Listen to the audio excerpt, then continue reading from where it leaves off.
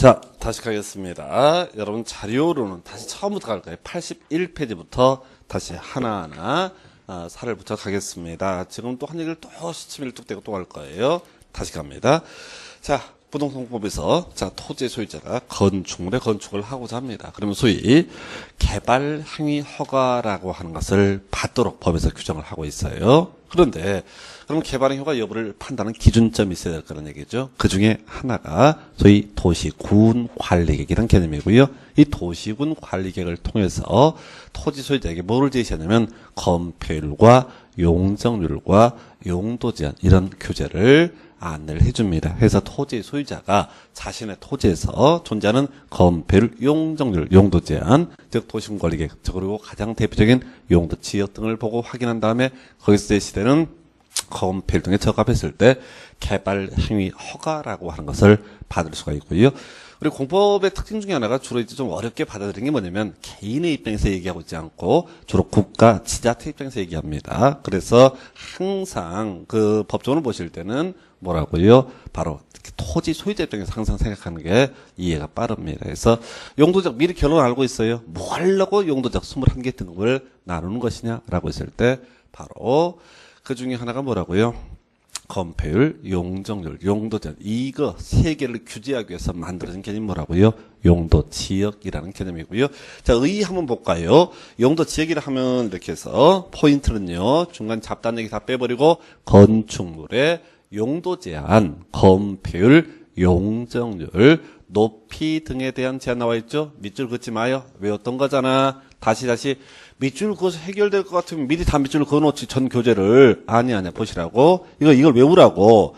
용도 지역이라고 하는 건 종적으로 뭘 하자는 수작이라고요? 건폐율과 용적률과 용도 제한 이런 걸 규제하는 개념이고 우리 법조문 순서에는 먼저 용도 제한을 항상 먼저 얘기를 합니다. 그러나 이해 편의로서 건폐율, 용적률, 용도 제한이고 이 건폐율, 용적률에서 파생되는 문제가 층수 제한이라는 개념이 나옵니다. 그래서 간접적으로 높이 제한 이런 것들을 하기 위해서 끄트머리 보니까 뭐라고 돼 있어? 도시군 관리계획으로 결정하는 지역을 말한다라고 돼 있죠.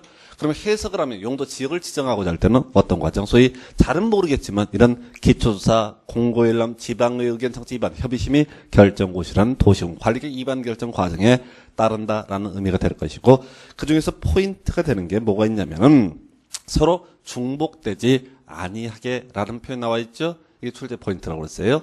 용도적 낙수 개수가 몇 개? 21개라고 했었고요. 그리고 용도적은 21개지 오직 하나만을 정할 수가 있다라고 했습니다. 그래서 시험에는 자주 나오는 게 저거 중복하여 지정할 수 있다. 그럼 틀려요. 자, 한번 비교해 볼까요? 용도 지역끼리는 중복하여 지정할 수 있다 없다? 없습니다. 이게 출제 포인트고요. 해석을 하면 용도 지역과 지구는 중복하여 지정할 수 있다 없다? 있습니다. 왜? 이미 용도지역이 있다는 걸 전제로 용도 지구라는 개념이 만들어지니까. 그 다음에 용도 지역과 용도 구역은 중복하여 지정할 수 있다 없다? 중복하여 지정할 수 있습니다. 그러나 이런 것들은 시험 문제 답으로 뽑지 않는 파트고요. 그저 용도 지역끼리 중복하여 지정할 수 없다라고 하는 이 개념. 그래서 우리 법조문 한 페이지 다시 넘기면 아까 우리 용도지역의 종류를 83페이지 걸쳐서 보셨는데 다시 정리합니다. 용도적을 정하려면 국가 입장에서는 제일 먼저 뭘 한다고요? 기초조사라는 걸 하는 건데 하다 보니까 경우의 수가 총 몇 개가 나오는데 21개가 나오게 되는데 21개가 나오는데 결과적으로 거기 목적들이 쭉 있는데 미리 결론이 중요한 포인트다라고 하는 게 핵심이고요. 그리고 자 21개 경우의 수 보셨고 그리고 다시 한번 중복하여 지정할 수 없다고 그랬었고요. 한 페이지 더 넘기시면 84페이지 보면은 그 결정고시의 특례라고 하는 것이 나와 있어요. 하단부에. 자, 다시 얘기부터 시작합니다. 책이 중요한 건 아니고요. 용도적을 정하려면 국가 지자체 입장에서 어떤 과정을 거쳐야 한다고요? 도시군 관리계획 위반 결정 과정. 이게요, 더럽게 시간이 많이 걸려요. 왜? 어떤 토지의 건폐율과 용적률과 용도 제한을 정한다라는 얘기는 뭐 국가 입장에서 아주 조심해야 돼. 왜 땅값에 큰 변화를 줄 수가 있기 때문에 지금 멋대로 아무거나 정할 수가 없어요. 그래서 이 소위 도시군 관리계획 위반 결정 과정이라는 게 뒤에서 따로 언급할 텐데 시간이 겁나게 많이 걸려요. 그래서 나온 얘기가 소위 결정고시의 특례. 자, 이 절차를 다 생략하고 결정고시된 것으로 본다. 또는 나중에 결정된 것으로 본다. 이런 개념을 만들어내게 됩니다.